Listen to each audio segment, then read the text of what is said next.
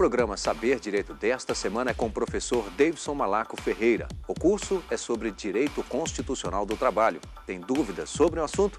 Mande um e-mail para nós, saberdireito@stf.jus.br. E você também pode estudar pela internet, www.tvjustiça.jus.br. Olá, sejam muito bem-vindos. Sou Davidson Malaco Ferreira, advogado e professor de Direito do Trabalho e Processo do Trabalho. Nessa semana, no Saber Direito, falaremos sobre o direito constitucional do trabalho. Nessas 5 aulas, abordaremos, na primeira parte, uma introdução sobre o direito do trabalho. Numa segunda aula, falaremos sobre o direito do trabalho e suas fontes evolutivas. Na terceira aula, falaremos sobre o direito do trabalho no Brasil, também em sua evolução normativa. Numa quarta aula, falaremos sobre o direito do trabalho e a atual Constituição da República de 88. E, finalmente, no último encontro, na última aula, falaremos sobre o direito do trabalho e a atualidade, ou seja, passando um panorama sobre o direito do trabalho na atualidade e no sistema normativo brasileiro. Muito bem, queria registrar a minha satisfação de estar participando de um programa de tamanha envergadura e muito importante para o meio acadêmico. Bom, eu gostaria de enfatizar, nesse primeiro momento, que o direito do trabalho ele tem que ser bastante compreendido dentro do seu conteúdo de proteção.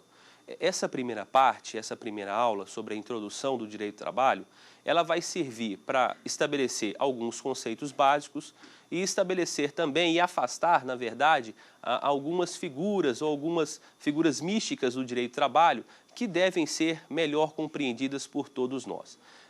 Pode parecer singelo, mas essas primeiras linhas, elas são importantíssimas para uma correta compreensão do ramo jus-laboral. Ou seja, uma incorreta compreensão dessa primeira aula pode realmente comprometer todo o nosso sistema normativo e toda a interpretação que se faz do direito do trabalho.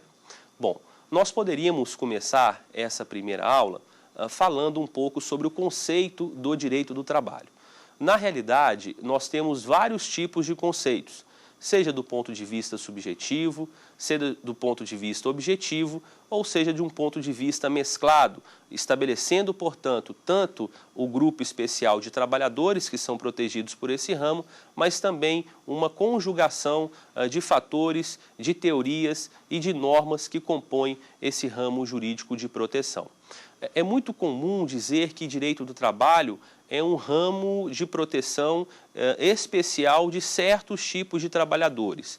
Esses trabalhadores são os chamados empregados, aqueles que têm vínculo de emprego. É também comum dizer que o direito do trabalho é uma conjugação de normas, de princípios, de regras, de institutos trabalhistas que vão regular exatamente esse dito trabalho subordinado. Mas, na verdade, o melhor conceito e o conceito, então, mais completo é aquele que vai mesclar essas duas perspectivas e vai ainda trazer para esse conceito completo a função que o direito do trabalho tem dentro do nosso paradigma atual do Estado Democrático de Direito. O direito do trabalho, portanto, é um ramo jurídico autônomo, um ramo jurídico composto de regras, de normas, de institutos, de instituições e de princípios que regulam o dito trabalho subordinado e tem como função principal estabelecer melhores condições socioeconômicas ao trabalhador hipossuficiente. Essa, portanto, é uma premissa conceitual básica, mas uma premissa relevante para que nós possamos compreender antemão a visualização e o foco do direito do trabalho. Vejam que nesse conceito básico eu mesclei tanto a linha subjetiva conceitual, ou seja, o trabalho ele é protegido a certo grupo de trabalhadores, que seriam aqueles que têm vínculo de emprego, mas também conjuguei o que nós chamamos de princípios, de regras, de institutos que efetivamente devem estar presentes para esse ramo jurídico laboral. Bom, na função, me parece esse ser o principal ponto do conceito, nós visualizamos a premissa que vamos trabalhar. O direito do trabalho existe para estabelecer melhores condições socioeconômicas ao trabalhador protegido. Bom, esse conceito que deve ser levado em consideração, direito do trabalho, para o direito do trabalho, ele recebeu ao longo da história diversas denominações. Uma das denominações que nós tivemos num primeiro momento de criação do direito do trabalho foi direito industrial e direito operário. Bom, essas duas conjugações, essas duas denominações, elas foram realizadas à época da Revolução Industrial e, por isso, evidentemente, não seriam a melhor contextualização que deveria ser abordada para esse ramo. Mas, à época, direito industrial e direito operário certamente seriam, pelo fato de estarem focados tanto nas grandes indústrias como no proletariado, operariado, que acaba de ser, então, surgida perante a Revolução Industrial, essas duas denominações foram respeitadas a essa época. Repito, é importante dizer que nós estamos ainda numa fase preliminar de construção do direito do trabalho, ou seja, da necessidade de um ramo jurídico regulador desse dito trabalho subordinado. É importante dizer também que o direito do trabalho já foi considerado direito sindical, já foi chamado de direito sindical. Bom, na verdade, essa denominação também não é a melhor nomenclatura que poderíamos utilizar, porque ela apenas foca um determinado instituto dentro do grande tema direito do trabalho. O direito sindical está inserido no chamado direito coletivo do trabalho. E o direito coletivo do trabalho é um dos institutos, ou é um ramo em especial, que vai ser tratado também pelo gênero direito do trabalho. Essa denominação direito sindical, ela veio à baila em decorrência da construção dos sindicatos, da necessidade de construção das entidades sindicais, para que essas entidades sindicais pudessem, então, fazer vez e fazer frente às entidades empresariais. E aí, dentro dessa perspectiva, que o direito do trabalho também foi chamado de direito sindical. Uma outra denominação também importantíssima no nosso contexto, e essa um pouco mais avançada, é chamar direito do trabalho de direito social. É verdade que o direito do trabalho é um ramo jurídico que, por demais, percebemos a influência do lado social. Todavia, é importante dizer que todo ramo jurídico tem a sua concepção social. Se nós transitarmos pelo direito penal, nós vamos ver o aspecto social do direito penal, na ressocialização, então, dos presos, no ingresso à sociedade. No direito administrativo, a relação do servidor público com a administração pública, nós temos também uma concepção social, mas é verdade que o direito do trabalho aflora um pouco mais a esse conteúdo social, a esse aspecto social. Mas pelo fato de não trabalharmos, então, com um direito do trabalho apenas social e apenas ele trabalhar também com esse aspecto social, é que nós não vamos utilizar essa nomenclatura direito social. Bom, chegamos ao nosso conceito atual e a nossa denominação atual, direito do trabalho. Não há dúvida que essa é a melhor nomenclatura, essa é a melhor forma de se tratar esse ramo jurídico. Todavia, quando se fala direito do trabalho, a primeira, pelo menos, pergunta que vem à mente, ou a primeira indagação, é que se esse direito ele vai abarcar todo e qualquer tipo de trabalhador. E a resposta é negativa. Ele não abarca todo e qualquer tipo de trabalhador.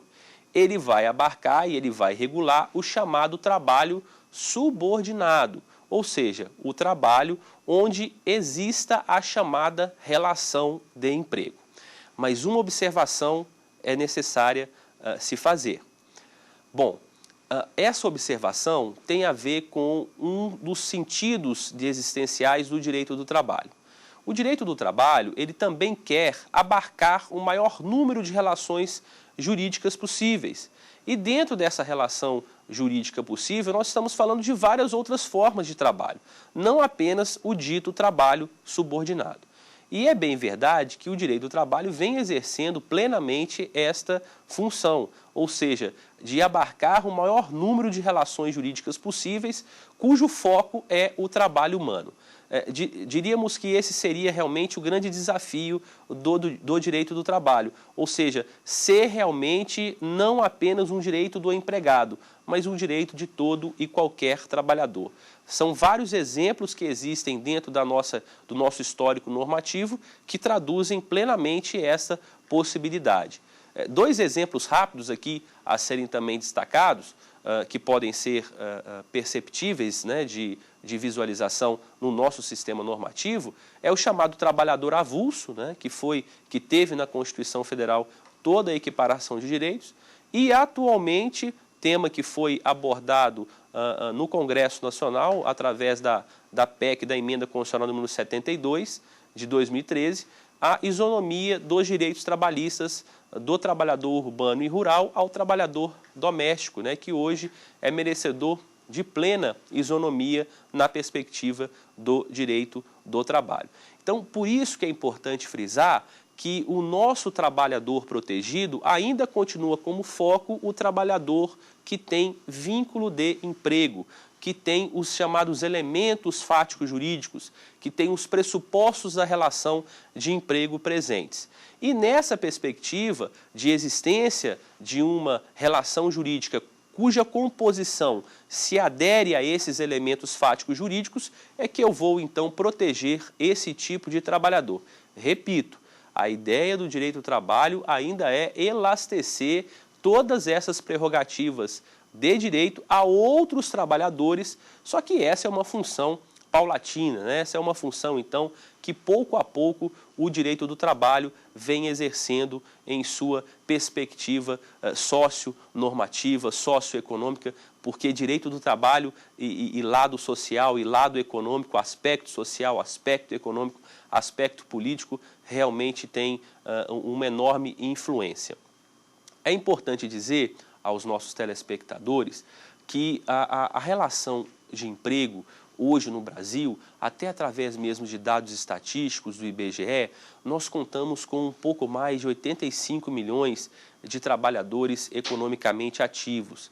E, infelizmente, apesar da crescente relação de emprego, da formalização da relação de emprego, ainda nós vivemos um trabalho informal muito significativo, ou seja, aquele trabalhador que ele não está nem excluído, porque ele não está desempregado, mas ele também não está incluído na relação de emprego e em toda a gama de proteção que o direito do trabalho assim o repassa. Então, ele estaria à margem, né? Nós dizemos que o trabalhador informal se encontra à margem dessas perspectivas de direito trabalhista. E, infelizmente, os números no Brasil ainda chegam a cerca de 30% a 35% dessa população economicamente ativa que tem registro de carteira de trabalho, que tem registro da relação de emprego e que tem o trabalho formal e, por isso, a própria legislação de proteção em sua guarida. Esse me parece o grande desafio do próprio direito do trabalho. O direito do trabalho hoje, ele tem como desafio principal a eficácia, a eficiência desses direitos fundamentais e, por isso, inclusive, o tema do nosso curso, né, o direito constitucional do trabalho. A pergunta que se faz e a resposta vai vir ao longo desses nossos cursos, dessas nossas aulas temáticas, é como que o nosso direito do trabalho ele vai conseguir efetivar todos os incisos do artigo 7º da Constituição Federal, né? São 34 incisos do artigo 7º da Constituição Federal. Como é que o direito do trabalho ele vai efetivamente estabelecer a plena eficácia, a plena eficiência destes direitos fundamentais?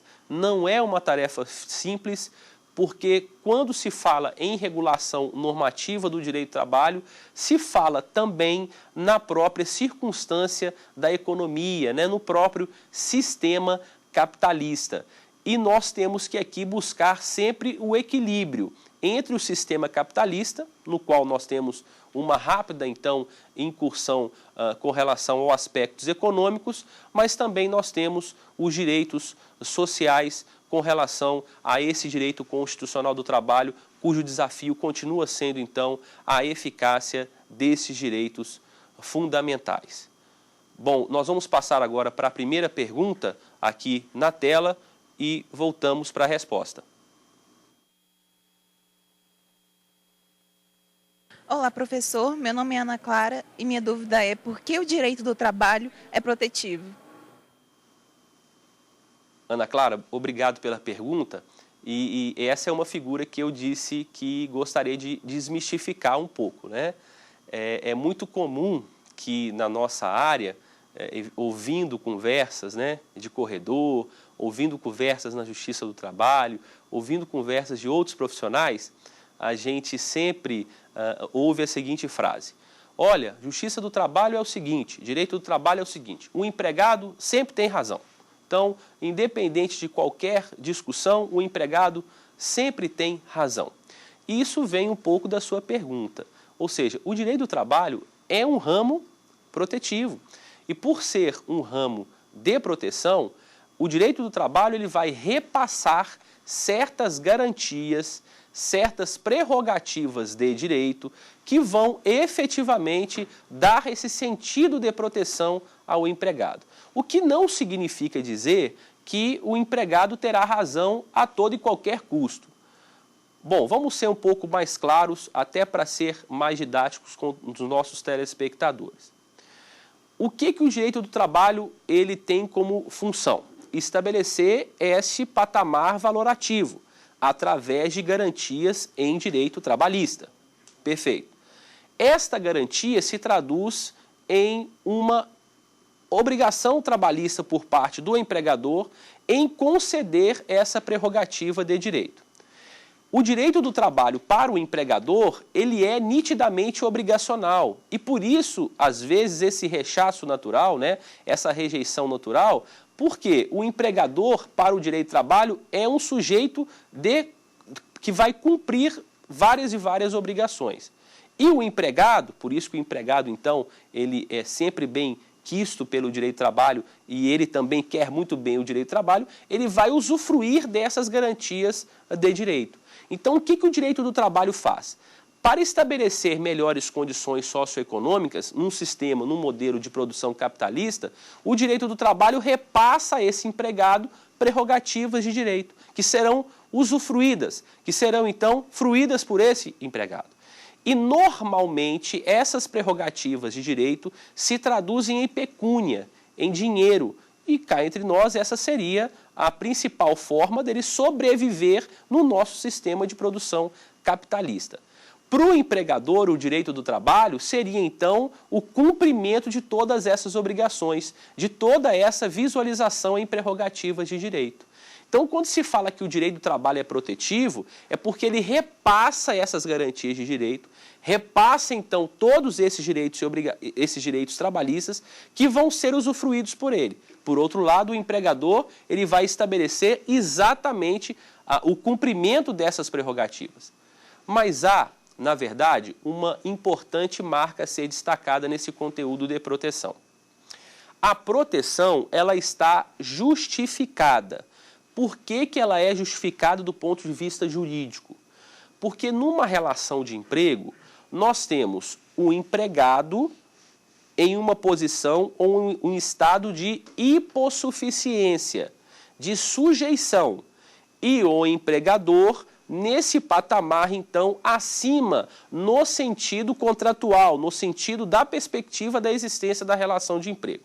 Então, nós vamos aplicar a isonomia. A isonomia, tão bem conceituada pelos grandes doutrinadores, é tratar iguais como iguais e desiguais como desiguais. Ficaremos no direito do trabalho com a segunda equação. Nós vamos tratar desigualmente os desiguais. Na nossa relação de emprego, desde o nascedouro, o empregado ele é hipossuficiente. Essa hipossuficiência ela é tida tanto do ponto de vista da sujeição contratual, porque ele acaba perdendo a autonomia de vontade quando ele é um empregado subordinado, mas também existe a sujeição do lado econômico, porque o empregado vê no direito do trabalho e vê no próprio empregador a fonte geradora de sua subsistência no sistema capitalista. Então, por isso que ele merece essa proteção, porque ele tem, na verdade, dois estados de sujeição. A sujeição, então, dita do ponto de vista subordinado, né, a contratual, e a sujeição dita também do ponto de vista econômico. Por isso, essa visualização, então, do direito do trabalho protetivo, né?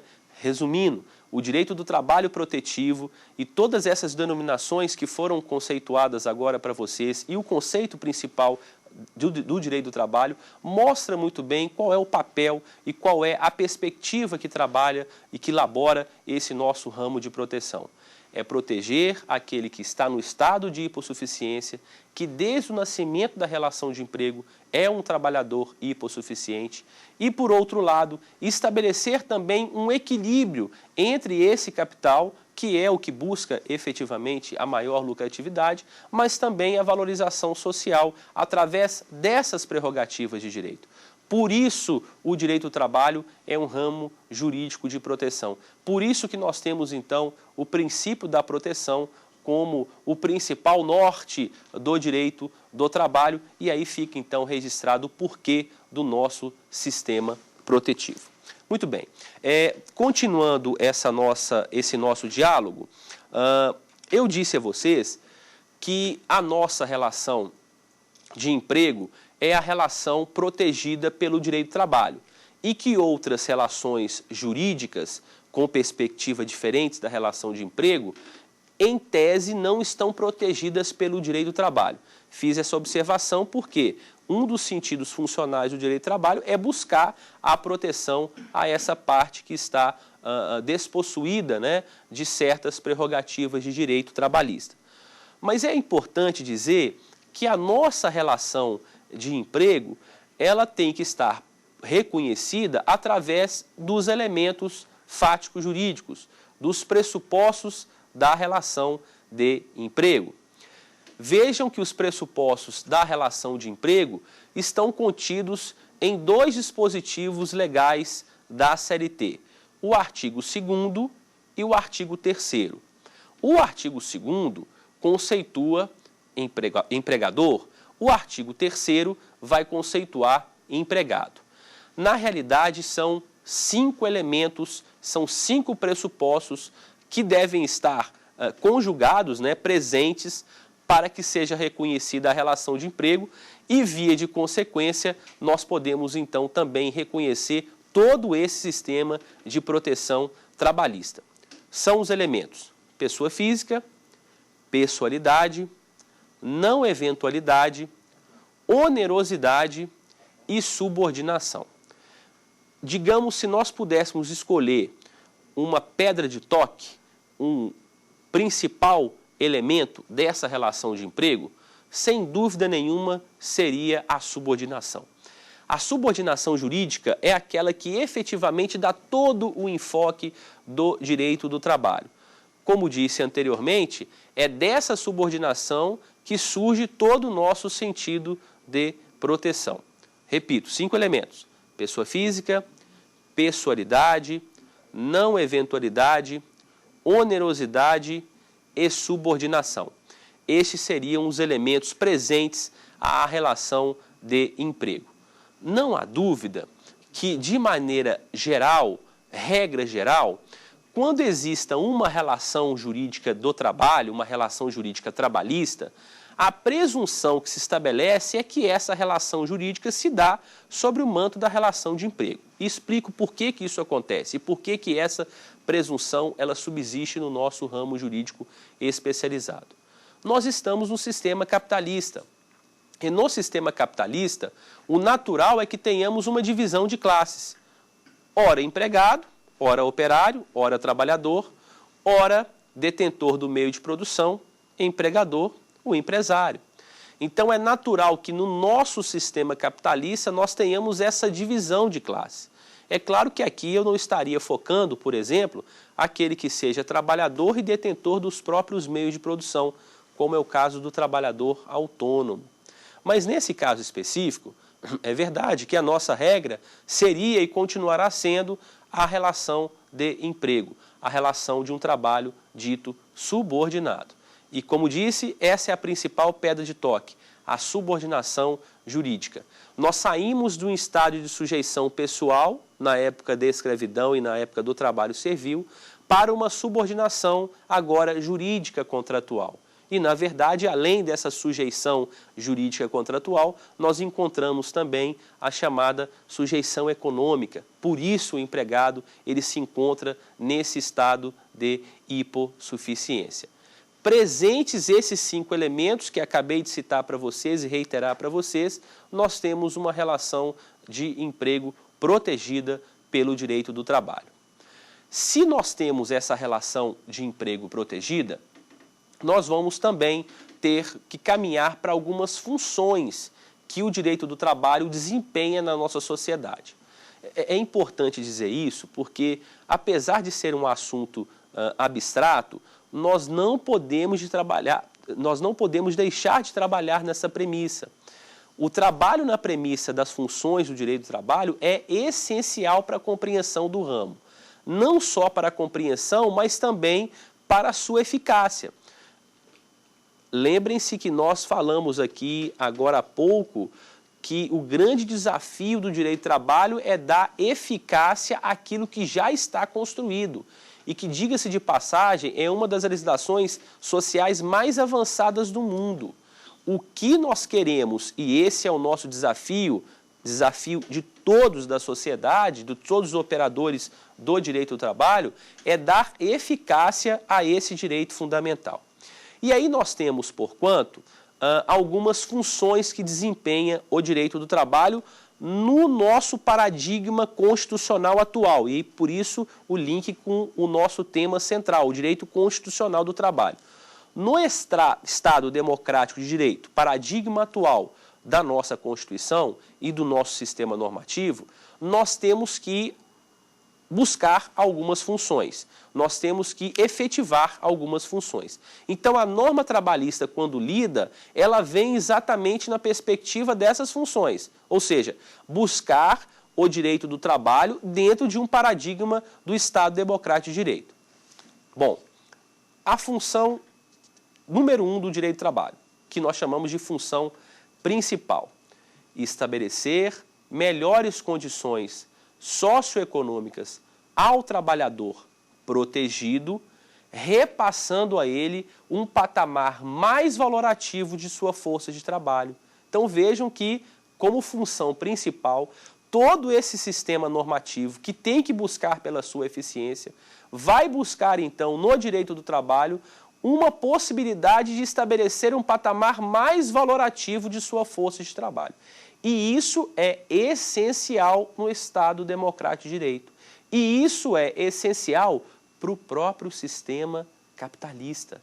É importante dizer para todos vocês, telespectadores, aos nossos alunos e companheiros de trabalho, que a realidade é que o direito do trabalho, ele caminha lado a lado com o sistema capitalista. Eu não vou entender direito do trabalho em rota de colisão com o sistema capitalista.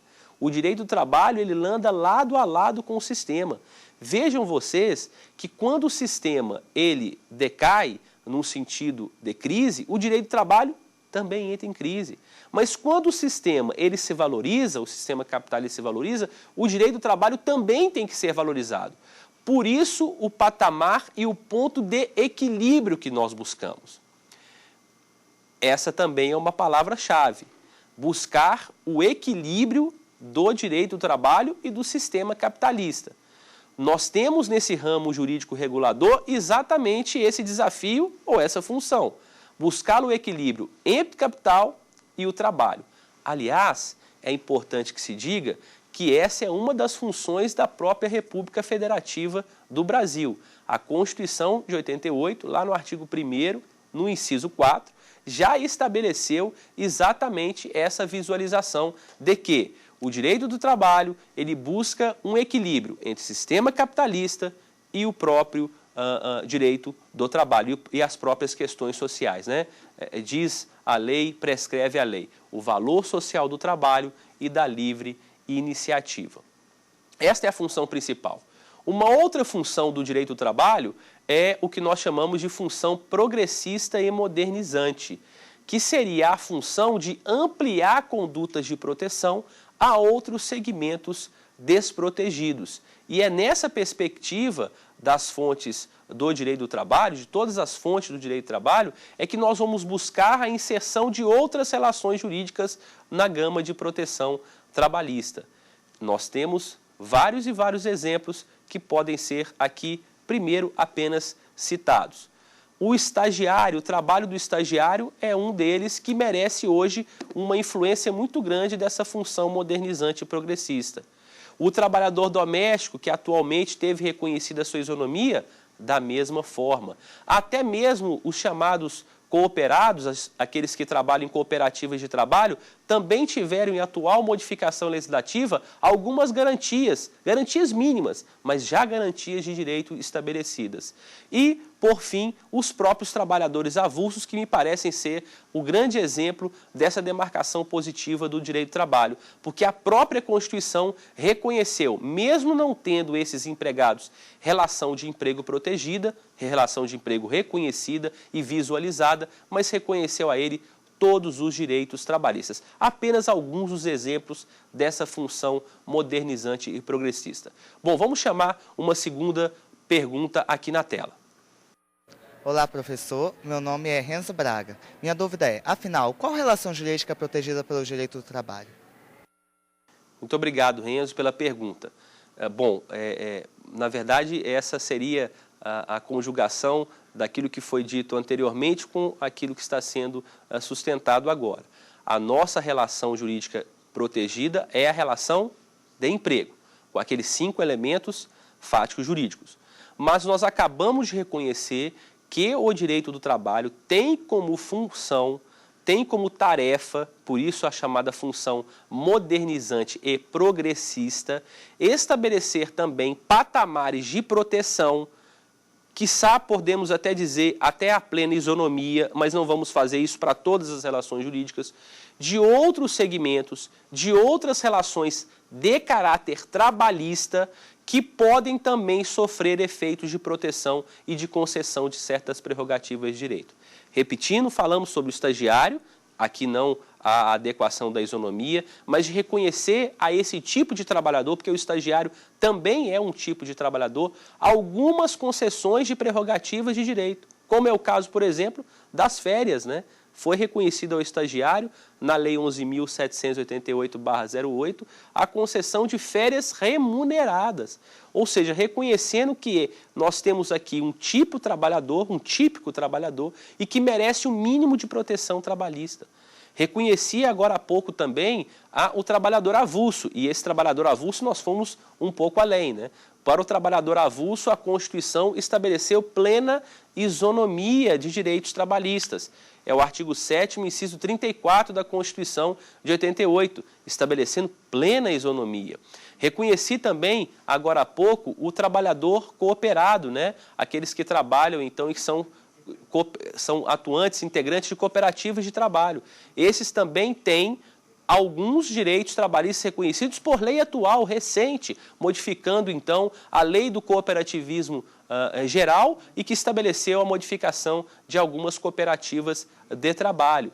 E agora acabamos de presenciar a PEC das domésticas, a Emenda Constitucional 72 de 2013, que, fazendo o resgate histórico desse tipo de trabalhador, que tinha alguns direitos trabalhistas reconhecidos, dando a ele agora plena isonomia em matéria de direitos trabalhistas. É verdade que, na atualidade, nós ainda temos que realizar algumas adaptações, algumas regulamentações que a lei deve repassar para esse tipo de trabalhador e para a sua adaptação ao novo empregador doméstico, né? Porque agora nós temos também uma nova configuração deste empregador doméstico. Mas é isso, a pergunta vem exatamente ao encontro não só da característica básica do núcleo basilar do direito do trabalho, que é a relação de emprego, mas também de outras relações jurídicas que podem sim ser protegidas pelo direito do trabalho. Bom, continuando a questão das funções do direito do trabalho, eu acho que essa função ela é essencial, que é a chamada função civilizatória e democrática do direito do trabalho. Por que o nome, né, civilizatória e democrática? Esse nome vem de um processo de inclusão social, um processo de distribuição de renda. Então vejam a importância do direito do trabalho. Ele tem como função precípua incluir socialmente, tirar aquele indivíduo que se encontra fora da sociedade, fora do sistema e incluí-lo socialmente. E essa inclusão social tem tudo a ver com as prerrogativas que nós encontramos na própria Constituição de 88. Ou seja, o sujeito só exerce plenamente a sua cidadania se ele tiver garantido todos os seus direitos trabalhistas. E mais, disse agora que o papel do direito do trabalho é também fazer a distribuição de renda. O direito do trabalho tem como função precípua a distribuição de renda. Foi dito no início que o direito do trabalho tem como patamar, então, principal, tem como função principal estabelecer melhores condições socioeconômicas. Quando eu concedo essa gama de proteção, quando eu concedo essa gama de direitos trabalhistas a esse trabalhador hipossuficiente, eu estou possibilitando não só a sua sobrevivência, porque essa me parece ser a conduta básica do direito do trabalho, mas eu também propicio para esse trabalhador que possa exercer plenamente todas as suas garantias do próprio sistema capitalista. Então, o sistema capitalista ele só se fortalece a partir do momento que há distribuição de renda. E é verdade, se nós fizermos aqui um mapeamento de todos os estados brasileiros, nós vamos perceber que os estados brasileiros de menor desenvolvimento social são aqueles estados que não têm no direito do trabalho a sua plena eficácia, a sua plena conduta, então, de busca de garantias de direitos fundamentais. Lá do outro, quando nós temos aquele estado onde há um grau de desenvolvimento maior, presentes ficam certamente a própria prerrogativa de direito trabalhista com maior eficiência, com maior eficácia naquela sociedade. Por isso que disse anteriormente que direito do trabalho e sistema capitalista andam lado a lado. Eu não posso ter aqui direito do trabalho em rota de colisão com o próprio sistema capitalista. Esses dois focos que parecem ser divergentes, né? Porque se nós realmente estabelecermos aqui uma visualização do que quer o direito do trabalho, ou seja, alargar essas prerrogativas de direito e abarcar outras relações jurídicas. E o sistema capitalista como meio de lucratividade, como meio de concentração de renda, nós vamos perceber que, em tese, eles estão em uma rota divergente, né? Eles estão, então, partindo de um lado para o norte e o direito do trabalho para o sul. E não é uma verdade. Um precisa do outro. Por isso, é importante dizer que alguns doutrinadores entendem que o direito do trabalho tem como função estabelecer exatamente essa política conservadora. Ou seja, ela é importante para o próprio sistema. O próprio sistema só sobrevive a partir do momento em que direito do trabalho e sistema capitalista estão em pleno equilíbrio. Essa me parece uma visualização muito importante também de ser visualizada para essa nossa temática, para essa primeira parte da aula sobre direito constitucional do trabalho, ainda na demarcação da introdução ao estudo do direito do trabalho. Pois bem, nós temos também um outro tema e um outro assunto a ser destacado nessa oportunidade, que seria a chamada autonomia e natureza jurídica do direito do trabalho. Muito se pergunta com relação a essa suposta autonomia do direito do trabalho. E é importante o telespectador entender, o nosso acadêmico entender. O direito do trabalho, ele se desprendeu do direito civil obrigacional. Então, nem sempre nós tivemos um direito do trabalho. A necessidade do direito do trabalho é uma coisa. Ter o direito do trabalho é outra completamente diferente. Enquanto não tínhamos o direito do trabalho, nós destacávamos para esse campo regulador o chamado direito civil obrigacional. Então, o próprio direito civil obrigacional é que estabelecia quais seriam as regras que poderiam regular a relação entre trabalhador e empregador, entre trabalhador e tomador de serviço. No antigo Código Civil de 1916, nós tínhamos um capítulo que se denominava do capítulo da locação de mão de obra, e era esse capítulo que regulava as relações trabalhistas.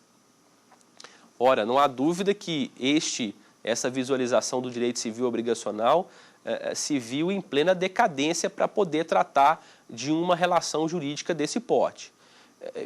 Por que, professor, isso acontece, então, no caso concreto? E por que o direito civil não suportou regular as relações entre trabalhador e empregador? Exatamente em decorrência da desigualdade que existe naturalmente na relação entre empregado e empregador. Ou seja, a relação jurídica trabalhista, ela é desigual desde o seu nascedouro. Por isso que nós não poderíamos tratar no direito civil ou partir do pressuposto que o direito civil poderia dar conta de regular essa relação jurídica, já que o direito civil estabelece uma premissa de tratar igualmente os iguais. E nós, no direito do trabalho, estabelecemos uma outra premissa, que é tratar desigualmente os desiguais. E a partir do momento que eu busco a proteção no direito, através do direito do trabalho, essa relação que está desequilibrada, ela começa a estabelecer em plena isonomia. É verdade que é impossível satisfazer aqui uma isonomia material plena, mas uma isonomia formal em matéria de direitos é plenamente possível para a área trabalhista e, repito, esse é o nosso grande desafio. Trazer como conteúdo essa eficácia para que essa relação, então, desequilibrada possa se equilibrar para o bem-estar, tanto do direito do trabalho, quanto para a própria relação jurídica capitalista, né? Para as relações jurídicas de trabalho baseada no nosso sistema capitalista. Então, não há dúvida que o direito do trabalho é um ramo jurídico autônomo. E isso fica muito claro a partir do momento que ele se desprende do direito civil obrigacional e começa a construir todo o seu conteúdo de normatização. E começa a construir todo o seu campo principiológico. E começa a construir todo o seu campo teórico. Nós temos teorias próprias do direito do trabalho e que muitas vezes divergem de teorias do direito civil. Por isso que nós não podemos aqui tentar compreender direito do trabalho à luz do direito civil. É muito perigoso falarmos em direito do trabalho e direito civil em uma perspectiva, então, de tratamento, ou seja, buscar institutos de direito civil para compreender o direito do trabalho. A premissa nós visualizamos, não é a mesma. Aliás, o direito do trabalho ganhou essa autonomia quando ele se desprendeu do próprio direito civil obrigacional. Mas, como disse, nós temos teorias próprias. Nós temos uma teoria sobre nulidades contratuais que é exatamente uma teoria inversa da que propugna o direito civil. O direito civil trabalha com a teoria das unidades contratuais no chamado efeito ex tunc, né? Que é o efeito que retroage ao status quo ante, retroage à situação anterior. Já o direito do trabalho labora com a teoria das unidades contratuais com o efeito ex nunc, ou seja, o efeito de nulidade daqui para frente, garantindo tudo aquilo que já foi objeto de visualização plena e de satisfação plena por parte de trabalhador e empregador. Ora, professor, mas aplicarmos uma teoria, reconhecermos uma relação jurídica nula e não aplicarmos uma teoria com efeito ex tunc, com uma decretação com efeito ex tunc, é no mínimo estranho. Não. Estranho seria se aplicarmos esse efeito ex tunc. Por quê? O empregado, ele não pode ser a ele devolvido, impossível a ele ser devolvido toda a sua força de trabalho. O empregado não vai conseguir, então, ver toda a sua força de trabalho que já foi dispensada, tendo a ela, portanto, já sido angariada pelo próprio empregador. Reconhecer um efeito ex tunc nessa teoria de nulidades contratuais seria exatamente enfatizar aquilo que o ordenamento jurídico brasileiro não quer, o enriquecimento sem causa, o locupletamento ilícito, né? Porque se eu reconheço a nulidade e na visualização dessa nulidade eu decreto o efeito ex tunc, eu não vou devolver a força de trabalho para este empregado. E vou permitir que o empregador que já se apropriou dessa força de trabalho possa usufruir livremente do seu produto dentro do sistema capitalista e dentro do mercado econômico. Então nós temos teorias próprias. É verdade que nós temos também princípios próprios. Existem vários princípios trabalhistas específicos. Nós também temos princípios que remontam os princípios gerais do direito, é verdade. Mas nós temos sim princípios específicos próprios da seara trabalhista. Ou seja, só tem realmente um princípio próprio aquele ramo jurídico que certamente é um ramo jurídico autônomo. E um ramo jurídico autônomo com princípios próprios surge naturalmente a sua autonomia. E nesse condão é importante citar pelo menos alguns princípios que, digamos, seriam a base da construção de todo o nosso sistema normativo. Claro, o primeiro, o princípio da proteção, que é o que dá todo o nosso enfoque da relação de emprego e do próprio direito do trabalho. O princípio da norma mais favorável, princípio esse que está esculpido no caput do artigo 7º da própria Constituição Federal. O princípio da condição mais benéfica, onde a cláusula contratual mais vantajosa é aquela cláusula que vai prevalecer no caso concreto. O princípio da primazia da realidade sobre a forma é mais um princípio, então, que também emerge a autonomia do direito do trabalho, buscando a verdade real em detrimento da mera formalidade. Óbvio, desde que haja divergência entre forma e realidade. Se forma e realidade convergirem, não há aplicação desse princípio. O princípio da indisponibilidade dos direitos trabalhistas, ou seja, um princípio que dá um respaldo significativo contra a renúncia dos direitos trabalhistas. O princípio da imperatividade dos direitos trabalhistas é um princípio que, inobstante reconhecer que as cláusulas contratuais, todas elas são realizadas e são elaboradas pelas partes envolvidas na relação de emprego, nós sabemos que a própria norma trabalhista estabelece o campo de atuação dessas cláusulas contratuais. Então, apesar da plena liberdade estabelecida no artigo 444 da CLT, toda essa liberdade contratual, ela está assistida por essa gama de proteção e por todo esse sistema de proteção trabalhista. Bom, a gente vai chamar então a última pergunta, a terceira pergunta, aqui na tela. Olá, professor. Meu nome é Ana Luísa e a minha dúvida é: direito do trabalho é um ramo jurídico autônomo? Muito obrigado, Ana, pela sua pergunta. Então, ela mais uma vez vai convergir com o nosso debate, as nossas aulas. Ou seja, o que eu acabo de mostrar para vocês é exatamente todo esse conteúdo de autonomia, através de teorias próprias e através de princípios próprios. Mas o que realmente remonta a uma ideia de plena autonomia é termos uma ordem normativa específica. Uma ordem normativa, então, capaz de estabelecer para esse ramo jurídico plena autonomia. E não há dúvida que o direito do trabalho, nesse sentido, é muito autônomo. Aliás, autônomo e diria complexo, porque hoje compreender normas trabalhistas, hoje compreender o ordenamento jurídico trabalhista não é uma tarefa simples, é uma tarefa complexa. Vejam vocês, nós temos a Constituição Federal como ápice desse sistema normativo, né? A Constituição que estabelece essas garantias fundamentais no nosso Estado democrático de direito. Nós temos, abaixo da Constituição, toda a legislação extravagante.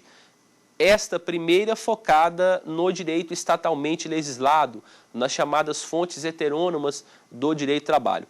Principal fonte heterônoma, a nossa consolidação das leis do trabalho, a famosa CLT, criada em 1943. Essa seria realmente a principal fonte infraconstitucional. Claro que, atrelada à CLT, no desenvolvimento dessa CLT, várias e várias normas foram criadas em comunhão ou em conjunto à CLT, que serviram ainda mais para focar certas garantias trabalhistas, como é o caso, por exemplo, do repouso semanal remunerado, que está capitulado na Lei 605/49, ou seja, uma lei que acaba complementando aquilo que foi tratado também pelo texto consolidado. E atrelado a essa gama de situações e de normas que vão dar essa autonomia no direito do trabalho, nós temos uma outra fonte importantíssima. Esta fonte se chama as fontes autônomas do direito do trabalho, ou seja, a negociação coletiva. A negociação coletiva é um dos principais instrumentos desse direito constitucional do trabalho. A norma autônoma, a convenção coletiva de trabalho, o acordo coletivo de trabalho é o principal ponto do direito constitucional do trabalho. Então, resumidamente, nós podemos transitar desde o início do direito do trabalho no seu sentido ainda normativo, né? Não em fontes evolutivas, mas desde o início da visualização conceitual, da visualização, então, de um direito do trabalho protetivo ao empregado, o estabelecimento de denominações próprias do direito do trabalho, chegando ao melhor epíteto, à melhor nomenclatura, direito do trabalho, não perfeita, é verdade, mas a melhor nomenclatura, a espécie, passando, então, por todo o sentido funcional, por todas as funções que o direito do trabalho tem e exerce hoje na ordem normativa trabalhista, no Estado Democrático de Direito, e que a leitura da norma trabalhista tem que trazer necessariamente essa visualização como seu ponto de partida, essa visualização como fonte inspiradora desta busca aos direitos fundamentais trabalhistas, e aí passamos à ideia de autonomia do direito do trabalho,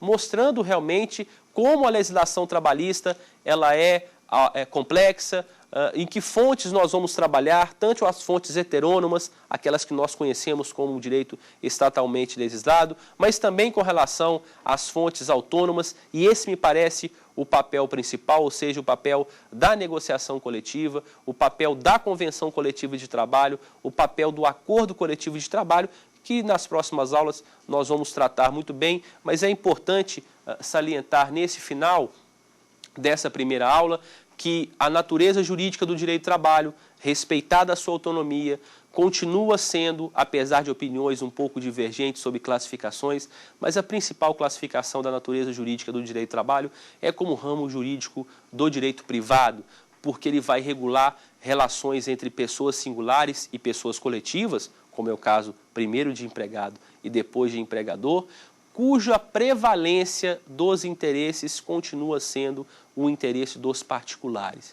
É verdade que essa conjugação de fatores, é verdade que essa natureza jurídica do direito privado, o direito do trabalho como ramo do direito privado, ela está sempre assistida pelas normas de conduta protetiva estatal. E essa realmente é a primeira visualização, a primeira nota introdutória que foi salientada nesse primeiro item, introdução ao estudo do direito do trabalho. Até a próxima. Tem dúvidas sobre o assunto? Mande um e-mail para nós, saberdireito@stf.jus.br. E você também pode estudar pela internet, www.tvjustiça.jus.br.